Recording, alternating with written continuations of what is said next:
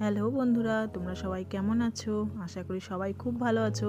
আমিও ভালো আছি। আমি এখন খুব খুব খুব ভালো আছি, কেননা আমার হাজব্যান্ড বাড়ি চলে এসছে। আর দেখো কি কি এনেছে।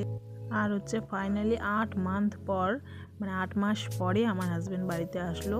তো বাড়িতে আসার সময় আমাকে ভিডিও কলে বলছিল যে দেখো তো কী কী নেবে, কী কী পছন্দ করবে, মানে যেটা পছন্দ হয় সেটাই নিবে আর কি, সেটা বলছিল। তো আমি বলছিলাম যে এত কিছু নেওয়ার দরকার নেই, যা আছে তাই যে কোনো একটা শুধু নিয়ে আসো তাহলেই হবে।